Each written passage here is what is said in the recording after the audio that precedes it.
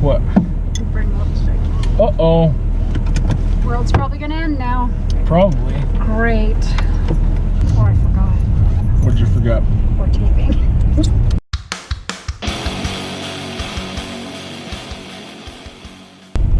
I thought that it was interesting or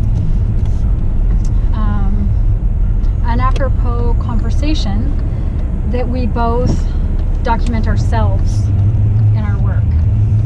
So I don't document conversation or talking. Often I use text or whatever, but not actual engaging with the viewer, whereas you engage with the viewer in a really immediate sense. You engage with the viewer in a more immediate sense than me when you do stuff in a performance art way, though. I mean, you have.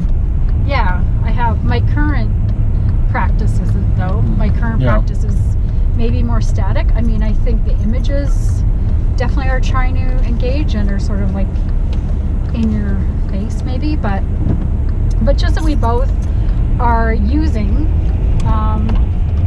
ourselves, that we both have decided, I don't know, that's interesting. Or do you want to get a hot chocolate or anything? I'm okay. Do you want me to? Do you need anything? No, I'm okay. Okay. Yeah, I just thought that's interesting because we work side by side. We don't, I mean, besides our project that we do together, and just general conversations of art, I guess. But you've used yourself in the past, not necessarily conversationally, but your image. Mm-hmm. And then so have I. Yeah. And like you say, I've done performance, which definitely engages the viewer, but that's not my practice right now. So yeah, that's what I was thinking. It all of a sudden occurred to me today that was kind of interesting. I don't remember how you worded it. That we both use our, how did you word it? Image? I forget what that we like both document. Yeah, that we use ourselves too. Like we document our work and ourselves as part of our work. Well, I don't really think it's a documentation. Really, I think you said that. I don't really think it's a documentation. I think it's like an act, like it's a use of art. Like, because if you're documenting something, to me, you would already have something, and then you're documenting what you have. Which I guess in a way is definitely fits for you when you have your art process videos. Yeah. That's definitely what that is. I'm more talking just that using subject. So we're not only creator, but we're also the subject of what we're creating. Yeah. I think at a certain level, or maybe it's not at a certain level, but I mean, there's that whole Dorian Gray, or picture of Dorian Gray bit, right? Of like, that the artist is revealing themselves on the canvas, not the subject that they're painting. So even if it was someone painting like still life or whatever, that I know what you're saying. I'm talking about something much more direct. A direct use of yourself as a subject. And really, that's kind of a feminist notion, right? And by feminists, I don't just mean women. It's a very feminist notion of using, that our body is political. Okay. And it is for women, it is for men, right? That our body, period, however you want to use it, is political. Because you're putting it out there, so it's, the political is personal. Yeah. Right? And so, I think for me especially, what I'm working on, of course, is very political, is very theoretical, is very, I guess theory-based, that's what I meant, is very feminist theory. Okay, based, yeah. Which doesn't mean just women, it's an actual theory of how things go and how things are. Yeah. And so that's where it can be both or all genders. So yeah, in mine, I've always done it as a very conscious feminist action. So me, just by presenting my naked, fleshy body as an older woman as well, is very political. So just presenting it without any narrative to it at all is. Just the fact that it's not the stereotypical image that you're seeing or that the media is presenting all the time, just like you said, just by exposing that by itself without any extra context, that's enough. Yeah. Just the fact that it's not something that people are choosing to show you all the time. Yeah. And I think it's better just to present it that way. Yeah. And not have something preachy. Yeah. Right? And so, but with you and how you use your art and yourself in it, yours maybe is more documenting or wanting to engage in a conversation with your viewer. Well, right now, yeah, like, that is a desire that I have, is to engage in conversation, even if it's, and we talked about the other day, you're like, you're not having conversations. Well, how can you have a conversation with one person? It's a one-sided, you could, you could talk to somebody, okay, so what happens if I talk at you? Like, it's right now. It's not a conversation. Okay. No, like, just because there's two people there doesn't make a conversation. However, I've invited a conversation because they can comment back. They just choose not to. Or is that not? That's like, I am saying, not a lecture, but I am saying something. If you would like to comment after I'm finished without interrupting me and without any engagement, then you may. I guess. That's just the format. Maybe what is the definition of a conversation? I don't know. I just call it a one-way conversation or a solo conversation. Oh, you're actually looking up the definition? Is that all right? That's fine. Yeah. Well, I'm curious. I thought you were it was rhetorical. No. But then earlier we talked about how dictionaries are garbage anyway. That's true. That's true. I am curious now too. However, I'm sure that it's going to be more towards your liking right now. But the thing is, it doesn't really, in a way, it doesn't matter what you call it. Well, no, it does to me. See, you can have a conversation with yourself, though, right? Well, I don't know. Well, see, but maybe if you're like schizophrenic. No, you talk to yourself all the time. That's a conversation. I'm just having a conversation with myself out loud that other people get to see. Conversation, a talk, especially an informal one, between two or more people, in which news and ideas are exchanged. And that's exactly what I'm talking about. You don't get to exchange ideas. You put your idea out there. There's something wrong with what you're doing. No. I'm still going to call it a conversation anyway. You can call it whatever you want. I just think that the two or more people thing is garbage. Because, like, and the exchange thing, this is weird. What? Or interesting. To make conversation, talk for the sake of politeness without having anything to say. And you hate that. I do, to make conversation. I know. That's small talk. That's small talk. Yeah. What is the same thing? To make polite conversation. Yeah, like small talk. Yeah, exactly. It's garbage. But no, I think that, like... Okay, so it's not discussion, right? It is conversation. I still think, like, discussion or conversation to me are the exact same thing. I like tete-a-tete. I've always loved that.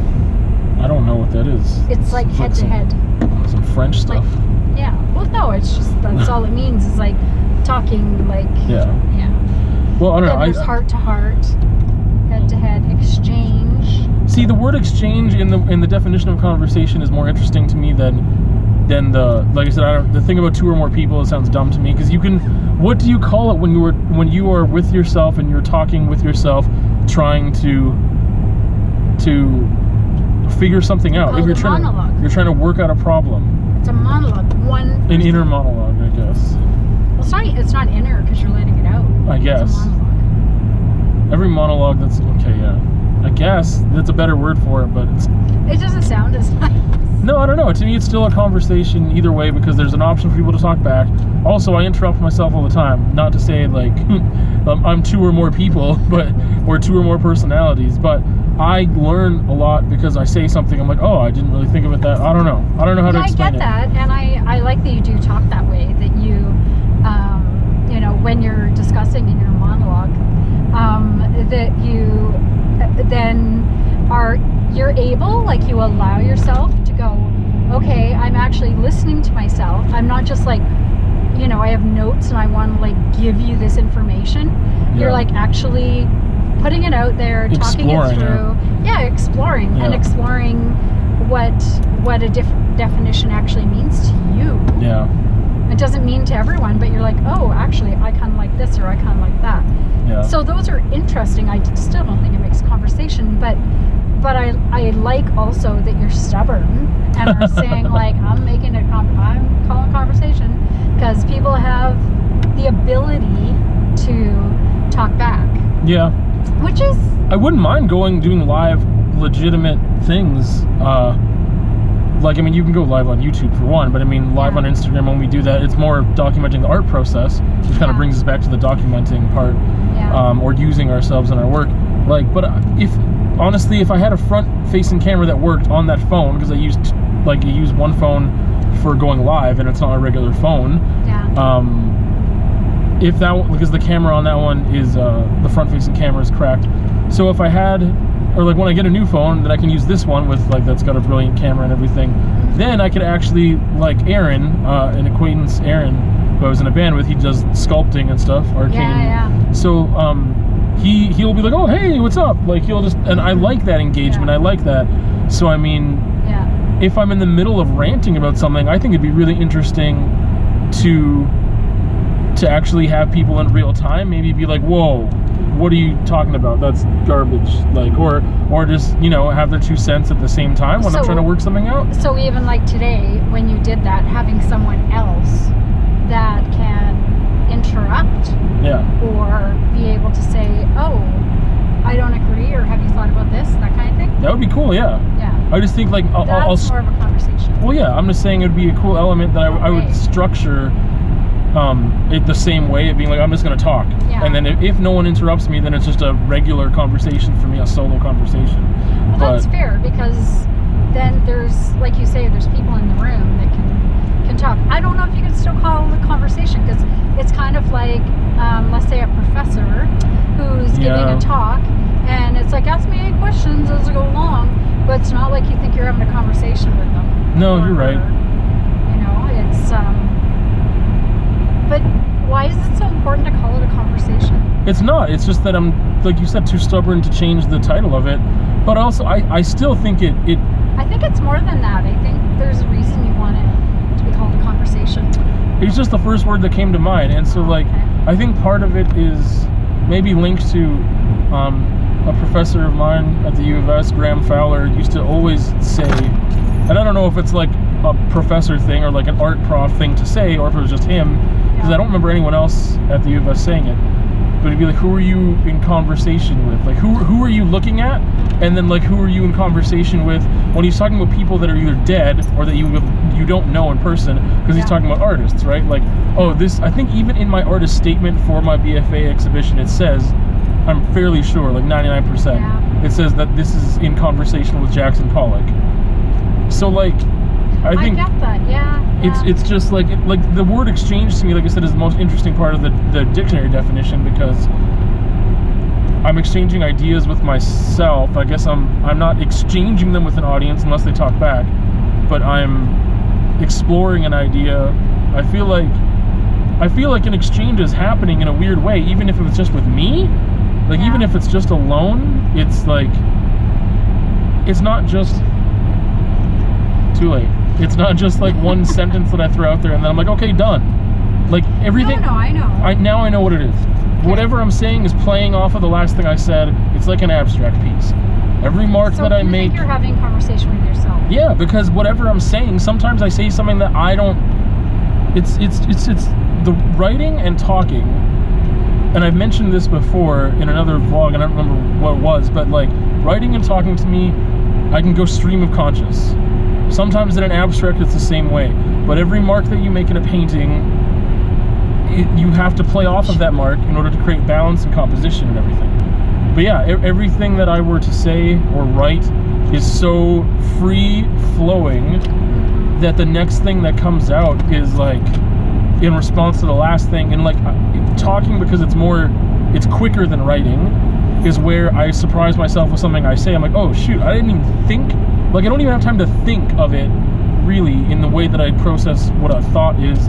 Like, I just say it, I'm like, oh, I didn't know I even thought that, and then I bounce off of that thing, and then the next thing. That's the best thing about recording yourself, right?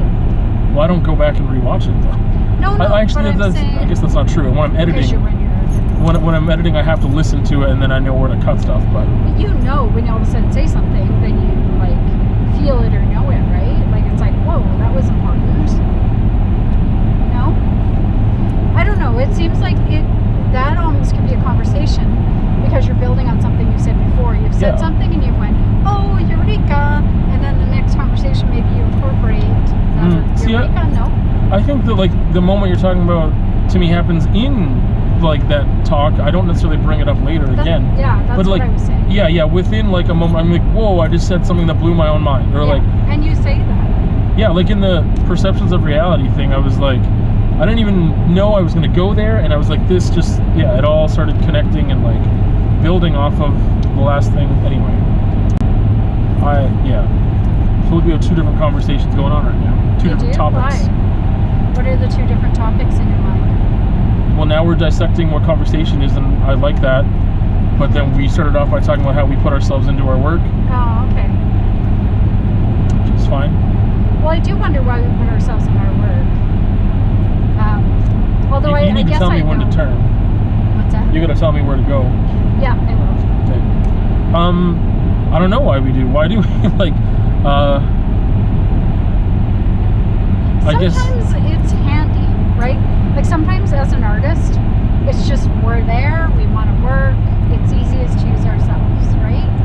You mean as like a subject? As a subject, yeah. I mean, maybe it doesn't apply as much in yours because you're not going to sit there and wait for somebody else who's going to talk. Yeah.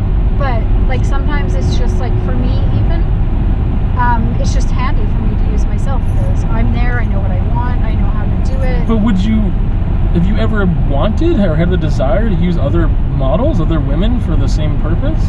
No. Yeah, so I don't think it's just because it's convenient. I think that you need to use yourself. Yeah. Because it's very much too personal to you specifically. Yeah. But you were mentioning at studio just when I said that has something to do with legacy because for me, then if I'm using myself in my art, then I'm documenting your own existence. Yeah.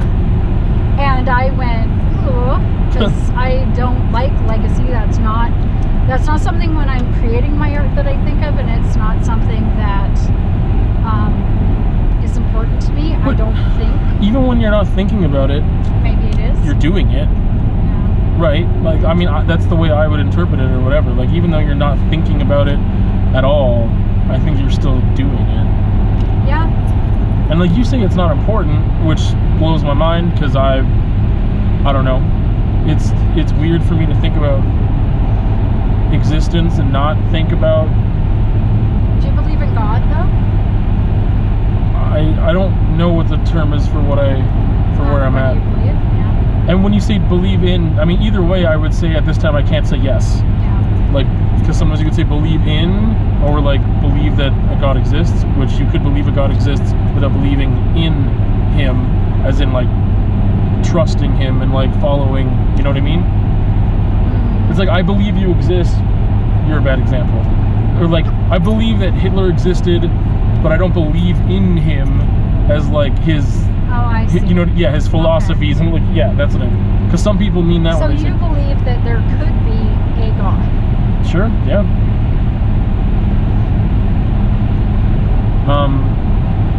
Because I think that could be what is our difference between legacy and not.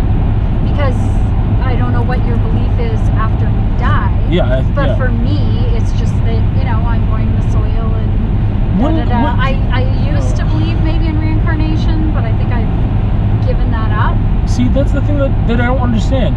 If you believe that because I believe there's a possibility, and again, because maybe it was so ingrained in me growing up, that eternal life and all this stuff and what happens, I still believe, maybe I shouldn't say believe, there's a possibility in my mind that there's other things, other options that are not just once you die, it's void. I'm definitely agnostic. I would not consider myself as an atheist, where it's like zip zap, done, that's the way it happens. No, but what I don't understand is that if you do at this moment lean more towards or believe in the fact that, like, yeah, you die, nothing happens after, then that's even more reason for me to think that legacy would be important.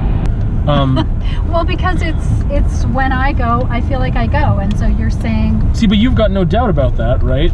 Is how you feel right now. Yeah. Am I going over this thing? Huh? Is there a road there? Yeah, there is a road there. So I think it's just. Yeah. There we go. There's no road there. So, for me, if you think that's just what's happening, and you don't have many doubts about that, you'd think that you would want to. I still don't remember how this relates to the quote.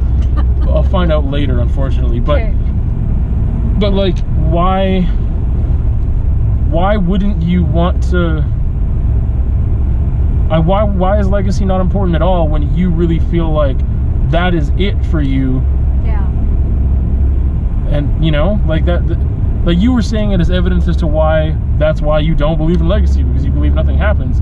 And I think that if you were a person who did believe in like eternal life or like life after death, I see what you're saying. Then you would worry about it less. Yeah, if you were like dying and that's it, then you would especially want to make sure there was something there that showed your existence. Just for me to have more like to process my own existence or my own death, my own mortality.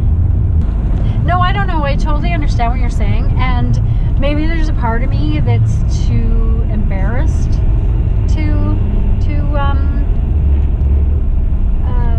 admit that I feel that way. I don't know. Like it's like the same kind of person who doesn't like having a birthday party, or so maybe that's the same kind of person. Like maybe that's how I feel about legacy, because I feel like, oh, that's embarrassing to think I'm so great that anyone would think about me when I'm dead. Yeah. And that is how I feel. That's kind of how I do feel. Yeah. So I don't think it's an embarrassment. I think I just sort of feel like, how could anything I do be something that people would want to remember? The next person's going to do it. Or nothing I'm doing is so earth-shattering. And so maybe that's why legacy isn't important to me, because how does that obviously that doesn't gel with how you think, but why is legacy important to you? Well, because I don't want to die. Okay, well that's a different thing than legacy. No, it's not. So, not to me. Oh, okay. So if you don't want to die, then that's where a piece of you will live on. Yeah, that's the only way for me to cope, and I still can't really cope with the thought of like, oh, I'm not going to be here. But I mean, at least if in a moment, sometimes it feels easier to cope with that when I'm like, oh, I affected someone's life, or like I made a positive change, or there's going to be all this stuff that I leave behind that someone can like digest, or someone can like take in, and like I don't know, just like I mentioned before, like if someone's even reading my words or watching this or whatever, they're experiencing my mortality. And if they're experiencing my mortality, even though I might be dead when they're experiencing it, it's like a way to live on, I guess. I don't know. I think I've been really lucky in my life that I've been able to see the effects of what I don't know, this might sound weird, but the effects of like what I've done, or getting where people have said like, you've really changed my life here, or like what I'm doing right now has affected people's lives, and they've told me. And so to me that's like something. It doesn't necessarily be each. Yeah, I don't know. I guess, like I say, I've been really lucky, and it's not necessarily all documented. Like I have with the University Daycare Action Committee. Okay, so we set it up when I was in SU. We worked on it for 5 frickin' years, and then it happened. And now I have a box of evidence. I have a box that documents with every newspaper article that we were in, different actions that we did, like different things like that. And so what? Like, where does it go? What do I do with it? Like, I know it's important. So when you say, what do you do with that? I mean, Yeah. you have the memory of it, though. It's not about you. It's about other people, remember? Well, I know, but it's, okay, someone else that's going to take, I mean, it's one example I use. People say, oh, protesting doesn't work, doing this doesn't work. And it's like, we bloody protested, and we did letter writing, and we did like everything that people said never worked, and it worked. Like, I have the actual evidence that it worked. Yeah. And so I feel like that's important. I feel like that's an important thing to be able to have. Well, you just said that. What are you going to do with it? Right. I'm confused. It's sitting, well, no, but It's important. Sitting, but who wants it? Who wants it? Where do I put it? But so the fact that where does the legacy go? So the fact that it exists isn't enough of an importance. Like, the fact that I'm so confused right now. So it's super important that you have evidence of it, but at the same time you're saying, what's it going to do? Who's going to look at it or whatever? Yeah. But I mean, you have it if you need it. If for some reason it needs to be, I mean, it's documented. It's there. It's documented. It's there. I die tomorrow. Gets thrown away. Why? Who's going to want it? I don't know, but this is Exactly. This is why. No, honestly, John, like, who does want it? Like, you know, that's what I don't understand. That's how I can't figure it out. Is if you think it's important, how come it can't be important to someone else? If it documents something that's specific, like an event or an accomplishment or what have you, that was a big enough deal that affected people's lives, then how could this not be a blueprint for it? Like you said, this actually worked. Like, people didn't think it was going to work, and it did. So why can't that be important to someone else? Why can't it be, like, I don't know. So if we think of maybe it's just because where we are right now, for some reason I thought of an old museum. Okay. If I go to an old museum, like, I mean like a small town museum, I should say. Yeah. But I think, like, in a museum aspect, if I like don't care about like so much stuff I would see in a small town museum. It just doesn't do it for me. But let's say that collection of stuff was in some museum of some nature, right? You need something physical or visual or auditory. You need some evidence of something in order to have like a display, right? Right. So, I mean, that might just be enough to, even if no one's like incredibly interested in that specific thing, maybe they stumble upon it and it just like incites an idea of like, oh wow, like that thing happened, and they walk away and who knows? I don't know. What do you want your legacy to look like? Like, let's say, I don't know, let's say you die tomorrow, and I take your words and your paintings and, you know, a book that sort of shows all those different things. It shows what you were writing, what you were feeling, what was going on, what you were painting, what was happening that way. Probably including different things other people felt about you. What do you want people to think? What is your goal, or do you even know it yet? What you want people to feel about Jonathan Miguel? Anytime I've thought about leaving stuff behind or whatever, I guess it's just I feel like it's not clear, but I feel like I've known for a while or whatever, but I don't know how to express it as well as I thought I would. If you're experiencing things that I've done or what have you, then like, I guess part of it is that I want people to think. I want to inspire thought. I want to inspire creativity. To me, that's seeming as like, maybe not direct like learning, because it's not a textbook, right? Yeah. But I mean, if you learn something about yourself, if you have, it's not even learning about yourself. If you question something, if you challenge something, if it challenges you in a way, or if it, I guess part of it is just inspiring thought. Is what all of it is. Well, it's, to me then, that sounds like what you are, which is a teacher. Yeah. Like you are, those are maybe not What? derelict enough, these buildings. No, I don't care about those buildings. Let's keep going. Yeah, I think you're right though. That is like the teachery part of me. And why teaching art, besides the fact that I'm an artist and really love and enjoy art, but the way that I teach that too, and why I don't rely on hard skills so much, is that I want people to figure things out. It's not about me telling you what to believe necessarily, unless I'm telling you something like art is whatever you want it to be, or like, you know, finding your own definition. Which way do we go here? I don't know. I wonder if we should go, like, I feel like we should go straight to find cool things that we want. Straight it is. Okay, all right. Oh, that's interesting. It's just a Herald mailbox. Wish I got a hot chocolate now. You got your jacket back there if you need. Yeah, that's right. No, I just kind of want to be drinking. Oh, I see. What were you saying?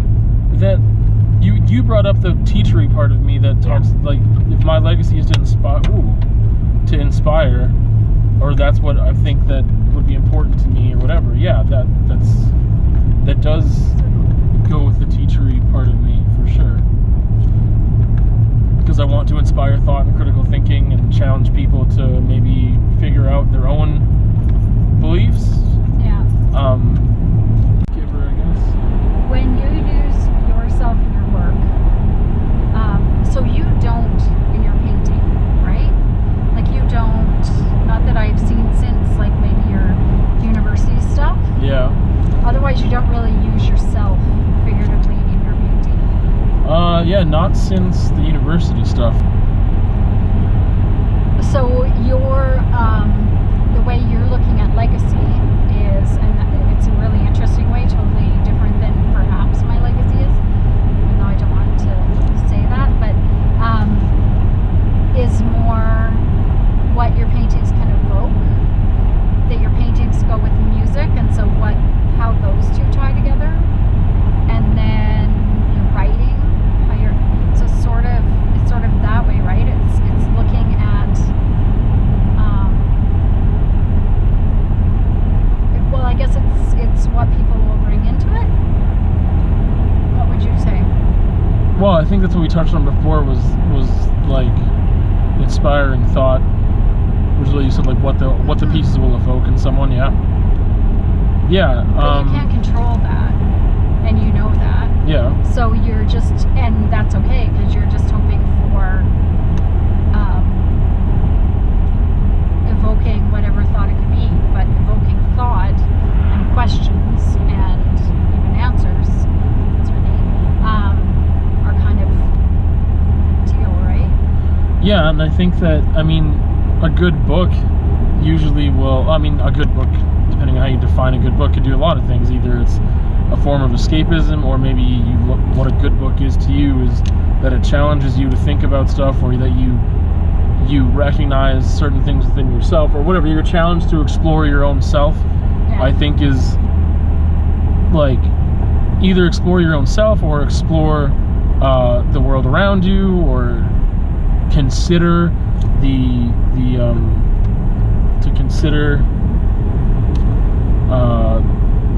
your context or your culture or social commentary and stuff. Yeah, I think that's the stuff that I like. I don't hear, or like in your writings, but what occurred to me is that I don't see your pieces talking about being a person of color. Does that ever come into your work or writing? No. That's interesting, just because, like, so I guess when I just remembered something that I was going to go back into, but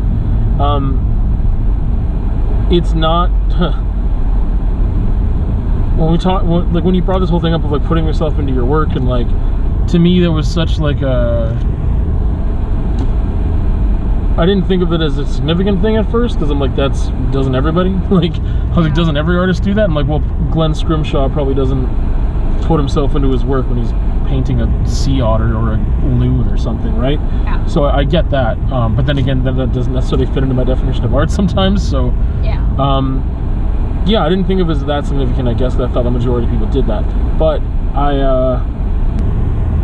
when you bring up the the person of color thing and how that doesn't enter my work at all, I don't do any work really that revolves around that subject, whether it's like racism or struggles with, like, I talk about struggle a lot on an individual level, or how I put myself into my work as an individual level, way more than I think when you put yourself into your work.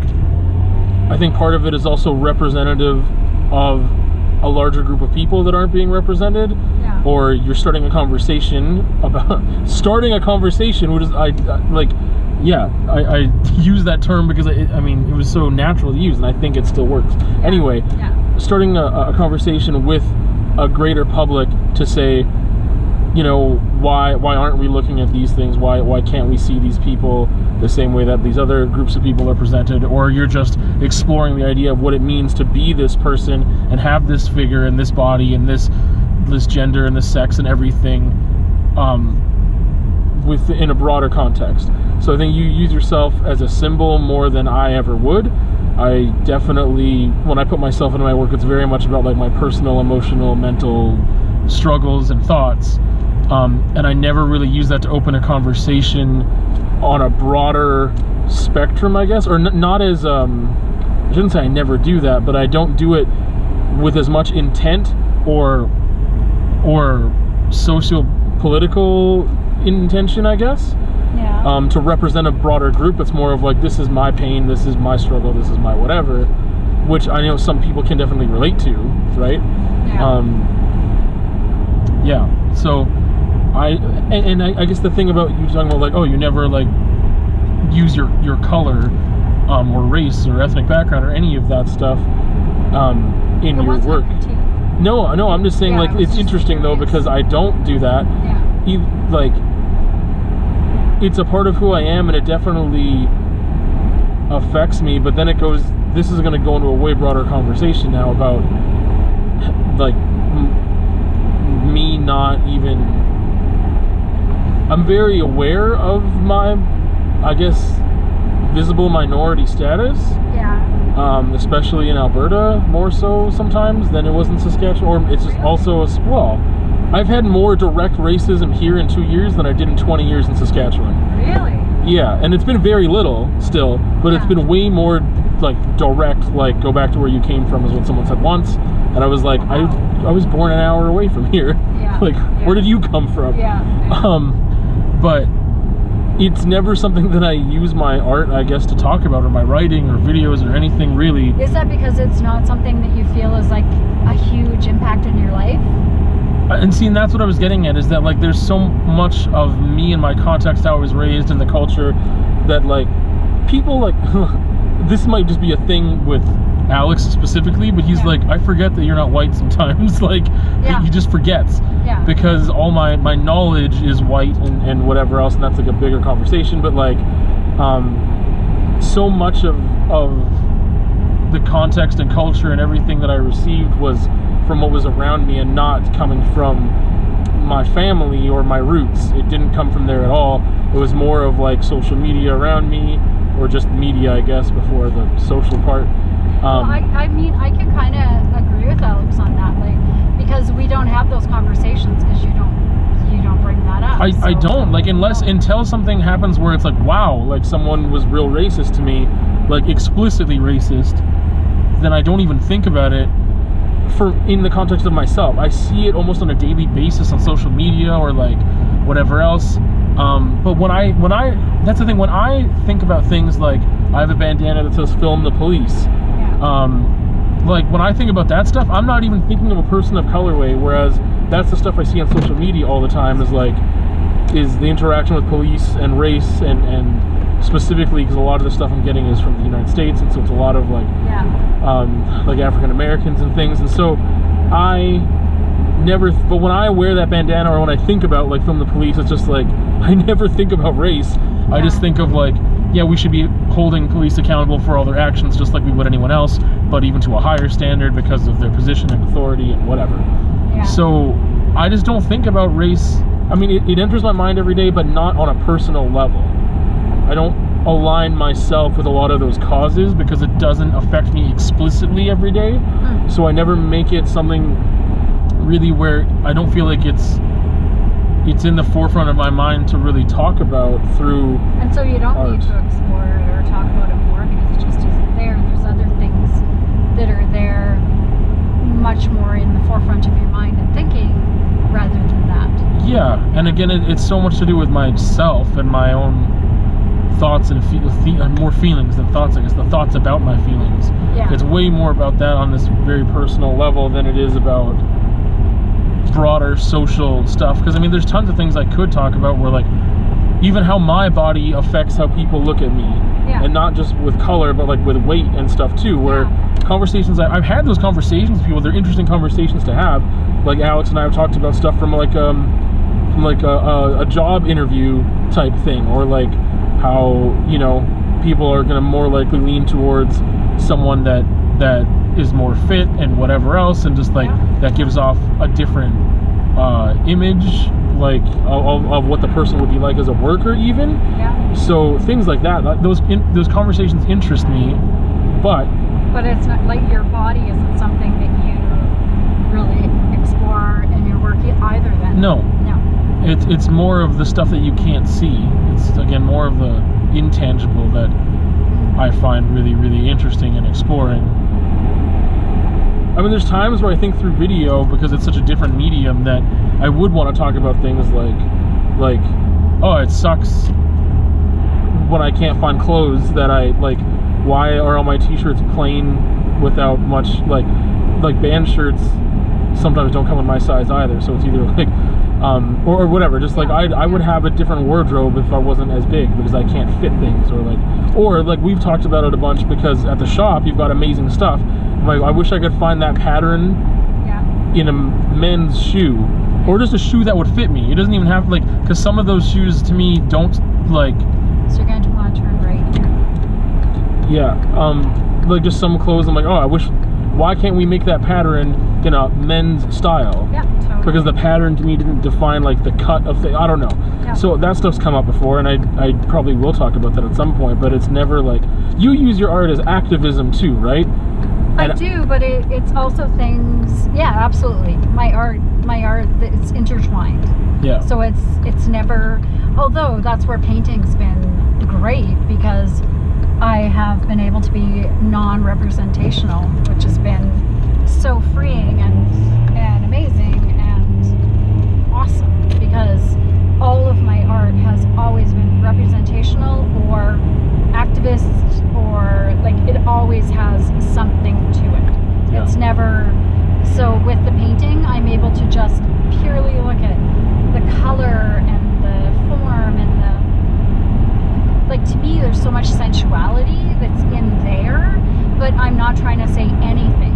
Yeah. I'm just like, that can just be, and maybe that's why painting is so relaxing. You gotta back up. You're not trying to say anything. Well, You give things titles though that mean something to you. Yeah. And your writing sometimes goes hand in hand with those abstract pieces, and that's where you get some of your titles, right? Yeah, totally. I just think I know what you're trying to say, but I don't necessarily think it's just what I would call art about art, where it's like, I'm just going to do a thing that doesn't have a intention or purpose or say anything. That's true. I guess it's just so different. It's such a,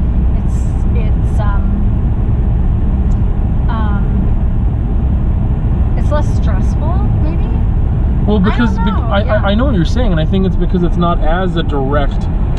I still don't think. Yeah, the paintings you're doing right now and the non-objective ones and stuff, I don't think they're activism. Whereas so much of the art before was activism, and had a very.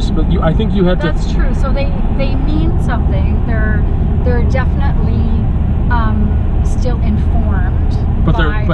These are more personal. They're not activist. Yes, they're more And personal. I think it's to use a word that you use a lot is didactic. Yeah. So they're not as much that as your other stuff, the more activist stuff was, where it's like, this is for you a direct challenge, a direct thing to think about, to learn, to whatever. But someone else can look at it. It can be whatever else. Like, it's not where. Yeah. I think it's interesting too that your stuff is moving. I think we're going like this in a way because. I mean, I put myself into my work in a very different way of it being always emotional or whatever, but it wasn't as like this thing. I've never, like, whereas before you would perform in person Yeah. I mean, we could talk about like music and stuff for me too, but that was that's true. like, I mean, that was a performative thing, but not in the same way as you doing a performative piece or whatever, right? Yeah. So, yeah. Yeah, it's not, I don't mean accepted, it's not viewed the same way, right? Yeah. Like music and you performing as a singer or whatever you call yourself, isn't as much as someone new in a box, right? Yeah, like, no, and yours was always with the intention of this is an,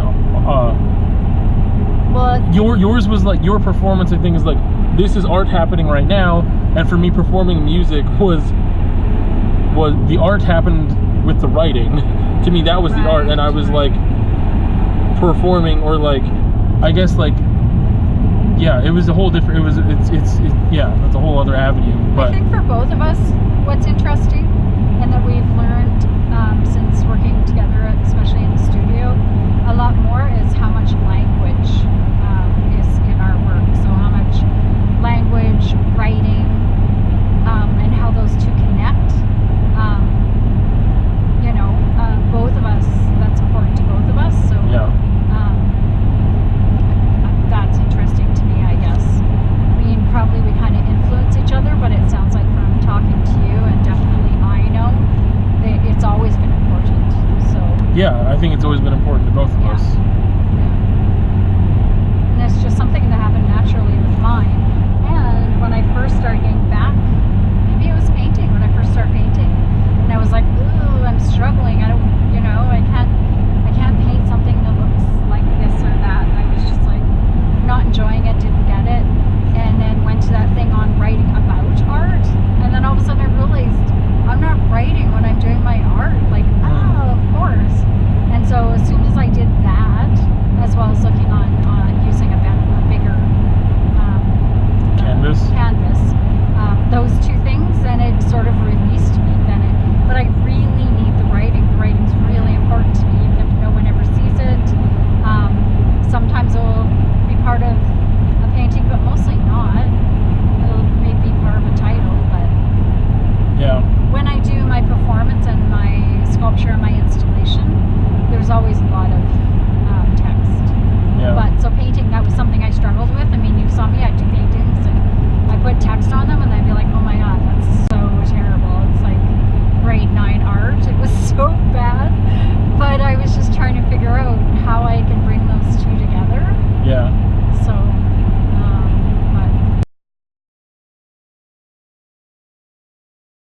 I think that what I was going to say before the camera died, that it's also interesting to me, again, just notice like seeing our differences with if we're talking about how we put ourselves into our work, so we're talking about one subject that we're similar on, that we both do, but seeing the differences in that helps me understand my own personal practice even better, which is again why like conversations are so important. yeah. But specifically what I was thinking of was that going back to the thing of you being more of an activist and your art taking this role, and you yourself using yourself as a symbol to represent a group of people, whereas when I'm using myself in my work, either depicting me, it's not even really about depicting me in the physical ways that I've done, or my body or my face, which I haven't done for a while, but more about my feelings, my emotions, very much like what I have going on inside.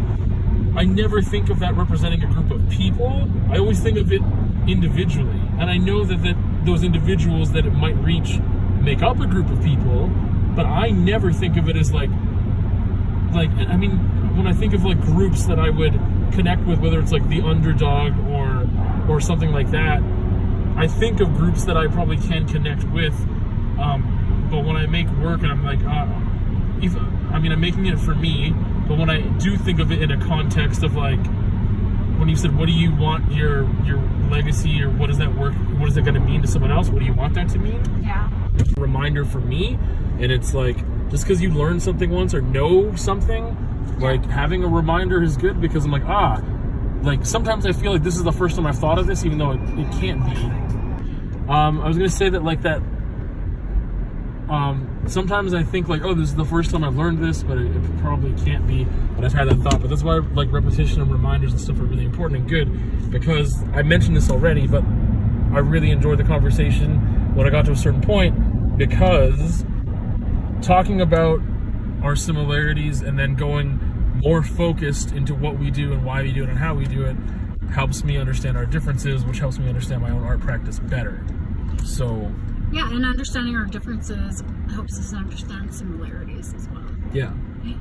So I learned something from it, therefore I find it really valuable. Whether someone else learns anything from it, that's a whole different thing. But I do.